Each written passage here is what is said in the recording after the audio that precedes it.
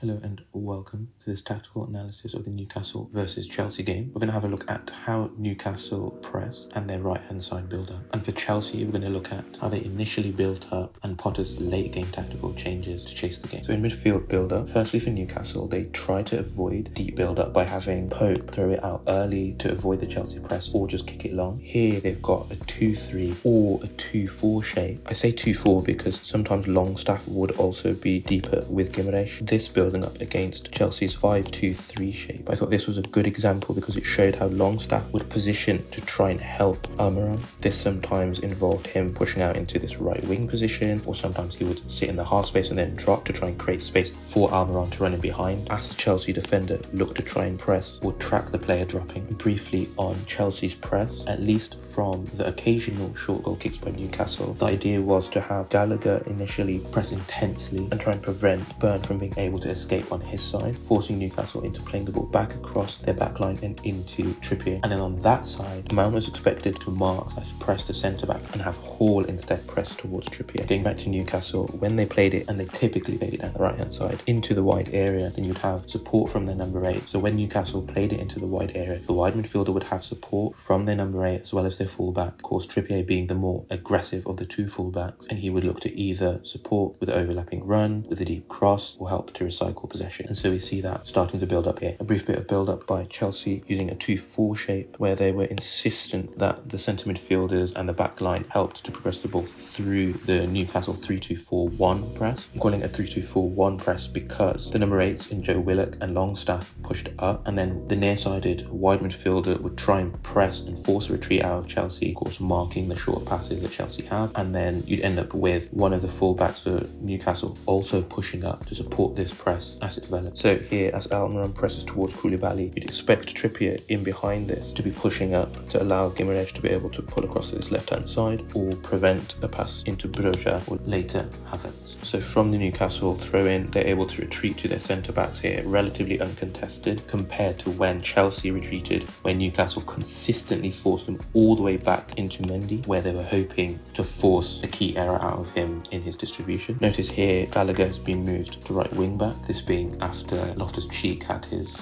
injury. This scenario is one of the few occasions that demonstrate, in my opinion, why Potter then moved to a 4-3-3. I'd bet it was because of Gallagher's defensive decisions and performance. So off Newcastle's long ball, Thiago Silva is able to win the initial header, but then Gallagher in his new right wing-back position fails to make a relatively simple pass, which then puts further pressure on the rest of the Chelsea defence and likely contributes more to the Chelsea defence's lack of confidence in deep build-up. Eventually, Gallagher's error leads to a half chance for Wood, and from that, Chelsea seek, as they did on earlier occasions, to try and counter-attack using their three forwards. Typically, their counter-attacks relied on Kovacic's ability to dribble through the Newcastle counter-press, as well as also Broja's runs into the channel. On this occasion, a lack of communication between Mount and Broja is what leads to Chelsea's counter-attack failing. Notice also Trippier's narrow position as he seeks to get into more of a counter-pressing position and prevent the likes of Pulisic being able to pick up the ball in this dangerous space and use his one-on-one dribbling ability to drive Chelsea up the pitch. So here in the 56th minute, Newcastle continuing to try and force mistakes out of Mundy with that 3-2-4-1 press. And as I mentioned, one wide midfielder has pushed up from his side, and one would then expect his fullback to push up and mark the wing-back for Chelsea on that side. Chelsea at this point are still playing with Gallagher as a right wing-back, and Mundy tries to switch the ball out to Gallagher, but the ball goes off his head and out of play. I've stressed how useful Newcastle's press was in forcing retreats and creating chances for Newcastle, but I think this is a good example of the kind of joy that Chelsea could get if they beat the Newcastle press. So Chelsea are able to win the ball back from a Newcastle throw, and here Jorginho is able to force a quick transition by playing the ball immediately into Pulisic, who again has tucked inside into a central position so that he can drive through the Newcastle counter press. And just as in the other scenario, Trippier is having none of that and has narrowed 2 and will look to help Newcastle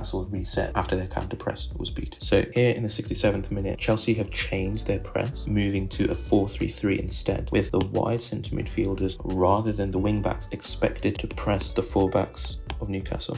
At this point, they've moved Gallagher into a wide centre midfield position rather than a right wing back position. As mentioned here, we've got Gallagher as that right-sided centre midfielder, and he's looking to press in this wide space towards the fullback, with Jorginho expected to cover the space left behind by the wide centre midfielders in Kovacic and Gallagher. And so we see Newcastle switch the play out into Trippier, and we can see more easily that 4-3-3 shape, with Gallagher looking to tuck back in, whilst Kovacic now is pushing out to press the fullback, and Jorginho expected to cover the space they leave behind. Unfortunately for Jorginho, Joelinton is able to find a bit of space and play an early ball in for Almiron running in behind, eventually leading to the absolute rocket by Willett. And so looking at the 78th minute, we've got a 2-3-2-3 from Chelsea, where now we just have the centre-back pairing. Jorginho is meant to be the holding midfielder, with Kovacic and Gallagher playing as the number 8s in the half spaces, and the fullbacks in Cucurella and Chalobah looking to try and overlap or underlap to support the wide midfielders of Ziyech and Pulisic, with Havertz leading the line centrally. This being against a 4-5-1 Newcastle, who look to press in more of a 4-1-4-1. And with that, thanks for watching. If you've enjoyed the content, please give it a like, consider subscribing, maybe sharing on social media. If you have a specific team that you want me to analyse more often, please let me know in the comments down below. Have a look at some of our playlists, and with that, we're out.